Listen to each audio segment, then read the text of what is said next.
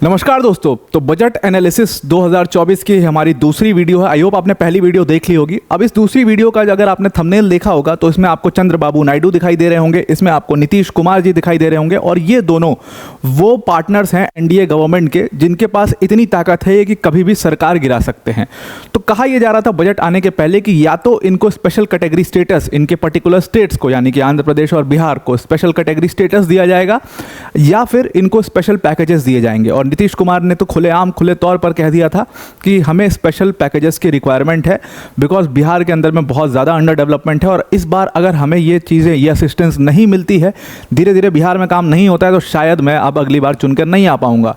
लेकिन अब जो ये बजट 2024 आया है उसमें उसको देख करके ये कहा जा सकता है प्रथम दृष्टया कि अब नीतीश कुमार अपना सीना चौड़ा करके बिहार में बहुत आराम से घूम पाएंगे। बिकॉज जिस तरीके से इस बजट ने एनडीए ने अपने दोनों अलायंस पार्टनर्स को पूरी तरीके से मालामाल कर दिया है, इतना पैसा इन दोनों स्टेट्स में फ्लो किया है यूनियन गवर्नमेंट ने।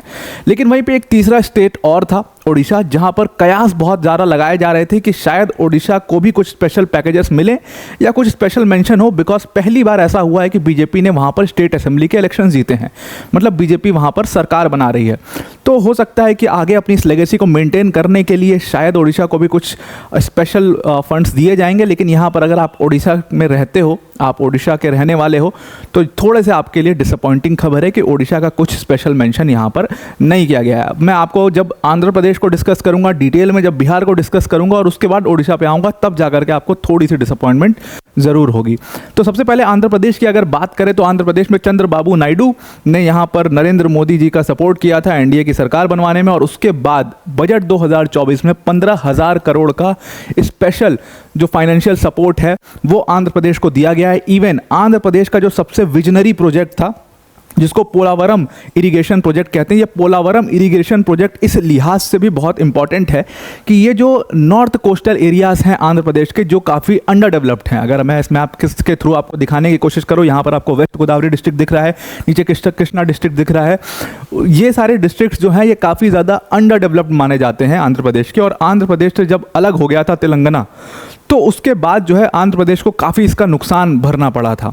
तो उसके लिए ये पोलावरम इरिगेशन प्रोजेक्ट है, ये काफ़ी विजनरी प्रोजेक्ट है जिसमें आप देख रहे होंगे कि ये गोदावरी नदी है, गोदावरी नदी को पोलावरम राइट कनाल से कनेक्ट किया जा रहा है यहाँ पर कृष्णा नदी के साथ में। उसके बाद यहाँ पर आप प्रकाशम बैरेज का बनना हुआ देख रहे हो। तो ये प्रोजेक्ट के थ्रू इरिगेशन की बढ़िया सुविधा की जाएगी नॉर्थ कोस्टल एरियाज़ में। उसके अलावा यहाँ पर कई सारे पावर प्रोजेक्ट्स भी लगाए जाएंगे। तो ये सारी चीज़ों की वजह से थोड़ा सा इस एरिया में डेवलपमेंट आएगा। तो सरकार ने क्या कहा है, मतलब कि हमारी फाइनेंस मिनिस्टर निर्मला सीतारमन ने पोलावरम इरिगेशन प्रोजेक्ट का सीधा मेंशन किया अपने बजट सेशन के दौरान में और कहा कि हम इस पूरे प्रोजेक्ट को कंप्लीटली फाइनेंस करेंगे और बहुत जल्दी कंप्लीट करने की भी कोशिश करेंगे। उसके अलावा अगर आप देखोगे तो उन्होंने नॉर्थ कोस्टल जो रीजन्स हैं आंध्र प्रदेश के उनका भी नाम लिया है कि जो अंडर डेवलप्ड एरियाज़ हैं आंध्र प्रदेश के, जैसे कि वेस्ट गोदावरी, इलुरु, कृष्णा, ये सब जो एरियाज़ हैं इनको हम अलग लेवल पर डेवलप करने की कोशिश करेंगे और साल दर साल इन एरियाज़ के लिए अलग से फंड भी एलोकेट किए जाएंगे यूनियन गवर्नमेंट द्वारा। यहाँ पर हम रोड्स बनाएंगे, खासतौर से रोड इंफ्रास्ट्रक्चर और रेलवे इंफ्रास्ट्रक्चर के ऊपर हम इन एरियाज़ में ज़्यादा ध्यान देंगे। तो ये आंध्र प्रदेश के लिए 15,000 करोड़। हालांकि कहा ऐसा जा रहा है कि इसमें चंद्रबाबू नायडू ने ज़रूर कुछ ज़्यादा की डिमांड की होगी, लेकिन एक्सपर्ट्स ऐसा बता रहे हैं कि 15,000 करोड़ और जो north coastal regions of Andhra Pradesh हैं अगर उनका इतना ज़्यादा मेंशन है, खासतौर से ये पोलावरम इरिगेशन प्रोजेक्ट का जो कि चंद्रबाबू नायडू की साख है आंध्र प्रदेश में, तो हो सकता है कि इतने में बहुत सेटिस्फाइड हो जाएंगे चंद्रबाबू नायडू और अब वो अलायंस से बाहर जाने की बिल्कुल भी नहीं सोचेंगे। जिस तरीके का जो सपोर्ट है वो यूनियन गवर्नमेंट ने उनको दिया है तो उनके पास ठीक ठाक पैसा पहुंचा है। उसके अलावा अगर मैं सही मायने में बात करूं कि किसी की झोली भरी है यूनियन गवर्नमेंट ने, तो वो है बिहार, यानी कि नीतीश कुमार बिहार के सीएम। और अब मैं जो आपको कह रहा था स्टार्टिंग में कि वो अपना सीना चौड़ा करके घूम पाएंगे बिहार में, तो बिल्कुल वो घूम पाएंगे। बिकॉज यहाँ पर बिहार के लिए तो बिल्कुल मतलब पेंडोरास बॉक्स खुल गया हो जैसे। बिहार को 60,000 करोड़ का स्पेशल यहाँ पर पैकेज दिया गया है और ये 60,000 करोड़ में से 26,000 करोड़ तो सिर्फ और सिर्फ एक्सप्रेसवे हाईवेज बनाने के लिए 4 प्रोजेक्ट्स के लिए स्पेसिफिकली यहाँ पर डाला गया। जैसे यहाँ पर पटना पूर्णिया एक्सप्रेसवे बनाया जाएगा, उसके अलावा बक्सर भागलपुर एक्सप्रेसवे बनाया जाएगा, उसके अलावा जो 4 रिलीजियस जगहें हैं बिहार की, जैसे कि बोधगया, राजगीर, वैशाली और दरभंगा, इन चारों जगहों को बिल्कुल काशी एक्सप्रेसवे की तर्ज पर जोड़ा जाएगा। तो ये तीसरा प्रोजेक्ट होगा। और उसके अलावा बिहार में हर साल, बिहार में क्या होता है कि जो बक्सर है, गंगा नदी वहाँ पर बहती है, तो बक्सर डिस्ट्रिक्ट में 2 ब्रिजेस बनाए जाएंगे, रिवर ब्रिजेस, गंगा नदी के ऊपर से। तो ये 4 प्रोजेक्ट के लिए अकेले यहाँ पर 26,000 करोड़ का फंड एलोकेशन बिहार में किया गया है। उसके अलावा 21,400 करोड़ का फंड एलोकेशन अकेले भागलपुर डिस्ट्रिक्ट में जो पीरपंती है वहाँ पर एक पावर प्रोजेक्ट बनाने के लिए कर दिया गया है। और 2400 मेगावाट का ये पावर प्लांट लगेगा बिहार के पीरपंती के, भागलपुर डिस्ट्रिक्ट में जो पीरपंती है वहाँ पर ये पावर प्रोजेक्ट बनेगा और उसमें 21,400 करोड़ का एलोकेशन किया गया। उसके अलावा बिहार में हर साल आप देखते हो कि बाढ़ आती है, ज़बरदस्त बाढ़ से ग्रसित रहता है बिहार और पूरी फसलें खराब हो जाती हैं, सब कुछ खराब हो जाता है। उसके लिए अलग से सरकार ने 11,500 करोड़ का फंड एलोकेशन यहाँ पर बिहार के लिए किया है। तो इन सबको जब आप कुल जमा कर देते हो तो ऑलमोस्ट आपका 60,000 करोड़ के पास ये आंकड़ा पहुँच जाता है, जो कि अपने आप में बहुत बड़ा आंकड़ा है बिहार के लिए। और इतनी जो मदद मिली है बिहार को यूनियन गवर्नमेंट से, तो शायद अब अगर डेवलपमेंट नीतीश कुमार नहीं कर पाते हैं, या अब ऐसी न्यूज़ेस हमें सुनने में मिलती हैं कि ये बड़ा घोटाला हो गया, ये बड़ा घोटाला हो गया, तो शायद फिर ये बहुत बड़ा डिफ़ॉल्ट होगा बिहार की सरकार का, मतलब बिहार की स्टेट गवर्नमेंट का। बिकॉज यहाँ पर यूनियन गवर्नमेंट ने 60,000 करोड़, एक बहुत बड़ा अमाउंट बिहार को ऑलरेडी दे दिया है। अब आंध्र प्रदेश और बिहार की हमने बात कर ली, अब हम पहुँचते हैं उड़ीसा के ऊपर। अब जैसे ही आप उड़ीसा के ऊपर पहुँचोगे तो यहाँ पर आपको थोड़ा सा एक्सपेक्टेशन रही होगी कि ओडिशा को शायद स्पेशल फंड्स या स्पेशल पैकेजेस जैसे आंध्र प्रदेश और बिहार को दिए जा रहे थे, क्योंकि Odisha is also a coastal region, मतलब Odisha is also a coastal state. कई सारे वहाँ पर डिस्ट्रिक्ट्स ऐसे हैं जहाँ पर जो बिल्कुल आप देखोगे बे ऑफ बंगाल के अराउंड, बे ऑफ बंगाल के तट पर मौजूद हैं, तो वहाँ पर भी फिशिंग काफ़ी होती है, फिशरीज सेक्टर काफ़ी ज़्यादा ओडिशा में प्रिवेलेंट है और रिलीजियस टूरिज़्म भी काफ़ी वहाँ पर होता है।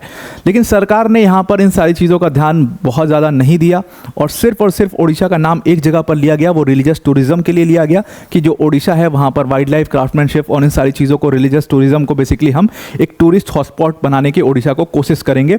लेकिन एग्जैक्टली कैसे कोशिश करेंगे, कितने फंड्स यहाँ पर हम लगाएंगे, इन सारी चीज़ों के ऊपर अभी कोई भी मेंशन बजट में 2024 में ओडिशा का बहुत स्पेशल मेंशन तो इन सारी चीज़ों के ऊपर बिल्कुल भी नहीं है। तो बीइंग एन ओडिया, अगर आप ओडिया अस्मिता के ऊपर चुनाव लड़ते हो और ओडिशा के लोगों को आप प्रॉमिस करते हो कि हम आपको ये सारी चीज़ें प्रोवाइड करेंगे, तो ऐसा एक्सपेक्टेशन था कि शायद बीजेपी जो एनडीए गवर्नमेंट है, शायद वो यूनियन गवर्नमेंट या यूनियन बजट्स में से कुछ फंड्स एलोकेट करेगी ओडिशा के लिए, तो वहाँ पर एक थोड़ी सी डिसअपॉइंटमेंट ओडिशा के लिए हो जाती है। अब वीडियो को एंड करते करते एक और एनालिसिस यहाँ पर ये है कि हमने इस बार का जो पूरा बजट है जो हमने देखा है, तीसरी वीडियो में हालांकि हम उसी के ऊपर चर्चा करने वाले हैं, तो उसमें सबसे ज़्यादा पैसा जो खर्च किया जाना था वो इंटरनल सिक्योरिटी पर सरकार ने खर्च किया है, भारत की इंटरनल सिक्योरिटी पे, जो कि बहुत अच्छी बात है। लेकिन हेल्थ सेक्टर के ऊपर भारत सरकार ने सिर्फ और सिर्फ 89,000 करोड़ खर्च करने का डिसाइड किया है, जो कि एक थोड़ा सा डिसअपॉइंटमेंट है। Because health, education and internal security, ये तीनों हमारी टॉप 3 प्रायोरिटी लिस्ट पे होने चाहिए थे।